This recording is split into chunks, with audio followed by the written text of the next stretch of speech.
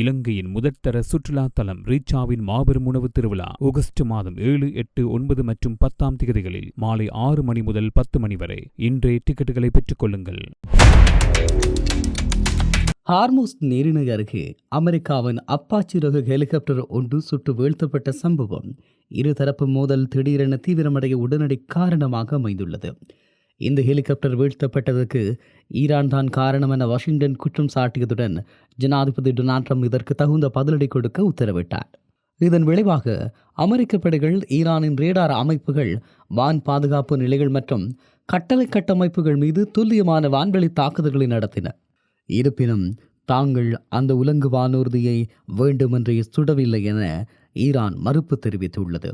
அமெரிக்காவின் வான்வெளி தாக்குதல்களுக்கு பதிலடி கொடுக்கும் விதமாக ஈரானின் இஸ்லாமிய புரட்சிகர காவல்படை மற்றும் ஈரானிய வழக்கமான இராணுவம் ஆகியவை இணைந்து தீதா சரப் பதிலடி என்ற பெயரில் பாரிய ஏவுகணை மற்றும் ட்ரோன் தாக்குதல்களை தொடுத்தன. ஈரான் தனது தாக்குதல் எல்லையை மத்திய கிழக்கு முழுவதும் உள்ள அமெரிக்க இராணுவ நெட்வொர்க்குகளை நோக்கி விரிவுபடுத்தியுள்ளது. பஹ்ரைனில் உள்ள மிக முக்கியமான அமெரிக்காவின் 5வது கடற்படை தலைமையகம், சேக் ஈஷா விமானத்தளம் மற்றும் மிகவும் ரகசியமான மூலோபாய ரேடார் தளம் ஆகியவற்றை ஈரான் குறிவைத்தது. ஜோர்தானில் உள்ள அமெரிக்காவின் அல் அஸ்ட்ராக் விமானத்தளம் மீது நீண்ட தூர ஏவுகணைகள் ஏவப்பட்டன. குவைத்தில் உள்ள அமெரிக்க இராணுவ உட்கட்டமைப்புகளும் ஈரானிய ட்ரோன்களால் தாக்கப்பட்டன. மொத்தமாக மத்திய கிழக்கில் உள்ள 20க்கும் மேற்பட்ட இராணுவ தளங்கள் மற்றும் உட்கட்டமைப்புகள் மீது இந்த தாக்குதல்கள் நடத்தப்பட்டதாக IRGC அறிவித்துள்ளது. இந்த தாக்குதலில் ஈரான் தனது புதிய அடுத்த தலைமுறை தாக்குதல் ட்ரோன்கள் மற்றும் லோயிட்ரிங் வெடிமருந்துகளை பயன்படுத்தியதாக ஈரானிய இராணுவ அதிகாரிகள் தரப்பில் தெரிவிக்கப்படுகிறது. அமெரிக்காவின் அதிநவீன வான் பாதுகாப்பு அமைப்புகளான ஏஜில் மற்றும் பேட்ரியாட் ஆகியவற்றை ஏமாற்றி ஊடுருவும் வகையில் இந்த புதிய தொழில்நுட்பம் வடிவமைக்கப்பட்டுள்ளது. தாங்கள் திட்டமிட்ட இலக்குகளில் 70% வெற்றிகரமாக தகர்க்கப்பட்டதாக ஈரான் மிக துல்லியமாக உரிமை கோரியுள்ளது. ஜோர்தான் மற்றும் பஹ்ரைன் வரை தாக்குதலை நீட்டித்ததன் மூலமாக ஈரான் தனது தற்காப்பு கோட்பாட்டில் ஒரு பெரிய மாற்றத்தை உலகிற்கு உணர்த்தியது. இந்த தாக்குதலை தொடர்ந்து ஈரானிய அதிபர் விடுத்துள்ள அறிக்கை மிகவும் தீர்க்கமானதாக அமைந்துள்ளது. ஈரான் இனிமேலும் போரும் இல்லை, அமைதியும் இல்லை என்ற மழுப்பரான நிலையை நீட்டிக்க விரும்பவில்லை என அவர் தெளிவாக குறிப்பிட்டுள்ளார். போர் என்பது ஈரானின் விருப்பமல்ல, ஆனால் நாட்டின் இறையாண்மையையும் கௌரவம் மீறப்பட்டால் ஈரான் ஒருபோதும் பின்வாங்காது. அமெரிக்கா அவ்வாறு நினைத்தால் அது அவர்களின் பகற்கனவாகவே முடியும் எனவும் அவர் எச்சரித்தார். அதே நேரத்தில் அமெரிக்காவை பிராந்தியத்தில் இருந்து முற்றிலும் விரட்டி அடிக்கும் வரை தங்களின் இரும்பு கரங்கள் ஓயாது என IRGC மிக கடுமையான துணியில் எச்சரித்துள்ளது. அமெரிக்கா மற்றும் அதன் நட்பு நாடுகள் ஈரானின் பெரும்பாலான ஏவுகணைகளை தடுத்து அளித்துவிட்டதாக கூறினாலும் ஈரானின் இந்த பலமுனை ஒருங்கிணைந்த தாக்குதல் ஒட்டுமொத்த வளைகுடா நாடுகளின் பாதுகாப்பு கட்டமைப்பையை உருக்கியுள்ளது. ஹார்முஸ் நீரிணையில் தொடங்கிய ஒரு சிறிய ஹெலிகாப்டர் விபத்து இன்று பல நாடுகளை உள்ளடக்கிய ஒரு பெரும் பிராந்திய போராக மாறும் அபாயத்தை ஏற்படுத்தியுள்ளது. இருதரப்பிலும் பதற்றம் உச்சத்தில் இருப்பதால் ஒரு சிறிய தவறான கணக்கீடு கூட மத்திய கிழக்கை கட்டுப்படுத்த முடியாத பேரழிவுக்குள் தள்ளிவிடும் சூழலை உருவாக்கியுள்ளது என்றும் குறிப்பிட முடியும். இந்த நிலையில் இந்த மோதலில் இராணுவ பலப்பரட்சிக்கு இணையாக 2 நாடுகளும் தங்களின் ஊடக பிரச்சாரங்கள் மூலம் உலக அரங்கில் ஆதிக்கத்தை செலுத்த முயலுகிறது. ஈரானின் காற்று வியூகம். ஈரானின் இஸ்லாமிய புரட்சிகர காவல்படை இரவு நேரத்தில் ஒரே நேரத்தில் பல ஏவுகணைகளை வானை நோக்கி பாய்த்து செல்லும் அதிரடி காட்சிகளை அரசு ஊடகங்கள் வாயிலாக திட்டமிட்டு பரப்பியது. ஈராக்கின் பஸ்ரா நகரின் இரவு வானமே ஒளிரும் அளவுக்கு இந்த ஏவுகணைகளின் தீப்பிழம்புகள் இருந்ததாக ஈராக்கிய தரப்பு உறுதிப்படுத்துகிறது. இதன் மூலமாக தங்களின் இராணுவ வலிமை குறையவில்லை என்பதை உள்நாட்டு மக்களுக்கும் எதிரிகளுக்கும் ஈரான் ஒரே நேரத்தில் பறைசாற்றியது. அமெரிக்காவின் தற்காப்பு வாதம். மறுபுறம் ஈரானின் தாக்குதல்கள் பெரிய அளவில் சேதத்தை ஏற்படுத்தவில்லை என்பதை காட்ட அமெரிக்காவின் சென்டகாம் முயலுகிறது. கடற்படையின் ஏஜிஸ் மற்றும் நிலப்பரப்பு பேட்ரியாட் அமைப்புகள் மூலம் ஈரானின் அச்சுறுத்தல்கள் முறியடிக்கப்பட்டதாக அமெரிக்கா வாதிடுகிறது. ஈரான் தனது தாக்குதல் எல்லையை ஜோர்தான், பஹ்ரைன் மற்றும் குவைத் வரை விரிவுபடுத்தி இருப்பது வளைகுடா நாடுகளின் தலைவர்களிடையே பெரும் அதிர்ச்சியை ஏற்படுத்தியுள்ளது.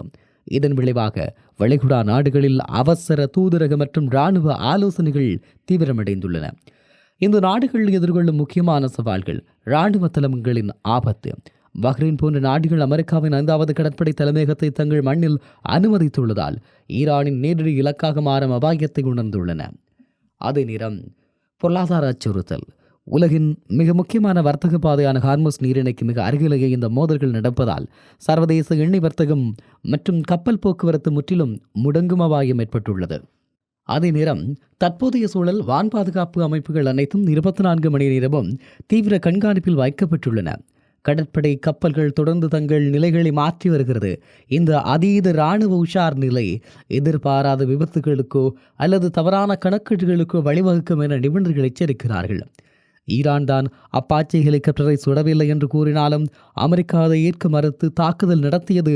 இதேபோல இனிவரும் நாட்களில் ஏவப்படும் ஏதேனும் ஒரு ஏவுகணை அல்லது ட்ரோன் திட்டமிட்ட இலக்கை விடுத்து தவறுதலாக வேறு சிவிலியன் பகுதியிலோ அல்லது 3ஆம் நாட்டிலோ விழுந்தால் அது இருதரப்பும் கட்டுப்படுத்த முடியாத அளவிலான போராக வெடிக்கும் அபாயமும் காணப்படுகிறது. ஈரானின் இந்த தீவிரமான எதிர்வினை என்பது வெறும் அப்பாச்சி ஹெலிகாப்டர் சம்பவத்திற்கான தற்காலிக பதிலடி மட்டுமல்ல, அமெரிக்க படைகளை பிராந்தியத்திலிருந்து முற்றிலும் அழித்து வெளியேற்றுவோம் என்ற IRCயின் முழக்கம் அவர்களின் நீண்டகால மூலோபாய இலக்கை காட்டுகிறது. அமெரிக்காவின் மத்திய கட்டளை பிரிவின் வான் பாதுகாப்பு வளையத்தை தொடர்ந்து சோதிப்பதன் மூலம் மத்திய கிழக்கில் அமெரிக்காவின் பாதுகாப்புக்கு மிக அதிக விலை கொடுக்க வேண்டியிருக்கும் என்ற செய்தியை ஈரான் தெளிவாக உச்சரித்துள்ளது. இந்த மோதலில் எந்த நாடு முதலில் பின்வாங்கும் என்று நீங்கள் கருதுகிறீர்கள்? உங்கள் நிலைப்பாட்டையும் கருத்துக்களையும் கூட பதிவு செய்யுங்கள். குறிப்பாக ஈரான், அமெரிக்கா, இஸ்ரேல் போன்ற நாடுகளுக்கிடையில் இடம்பெறுகின்ற இந்த யுத்தம் என்பது உலகத்தின் மிக பாரதூரமான நினைவுகளுக்கு வெளிச்சாட்சியாக இருந்து வருகிறது. உண்மையில் உலக நாடுகள் பொருளாதார ரீதியாக ஒரு மந்த நிலை ஏற்பட்டிருக்கிறது. உலக நாடுகளுடைய பொருளாதாரம் மிகப்பெரிய அளவில் வீழ்ச்சியடைந்திருக்கிறது.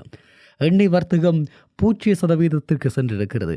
ஆகவே அவற்றையெல்லாம் கட்டுப்படுத்திவிட்டு தங்களுடைய சண்டித்தனத்தை காப்பாற்றுவதற்காக இப்படியான நகர்வுகளை இவர்கள் செய்வார்களாக இருந்தால் இது மிகப்பெரிய அழிவுச் சமநிலையை காட்டும் என்பதில் மாற்று கருத்துக்கள் இருந்துவிட முடியாது. உலகத்தின் இருப்பும் உலகத்தினுடைய அமைதியையும் கோருகின்ற ஒவ்வொருவருக்கும் இது மிகப்பெரிய பதிலடியாகவும் ஆபத்தாகவும் மாறியிருக்கிறது என்று சொல்லலாம். உண்மையில் அப்பாச்சி ஹெலிகாப்டர் தாக்கப்பட்டது முதல் அமெரிக்கா ஈரானினுடைய நிலைகள் மீது நடத்துகின்ற தாக்குதல்களை மிக உக்கிரமானதாக இருக்கிறது.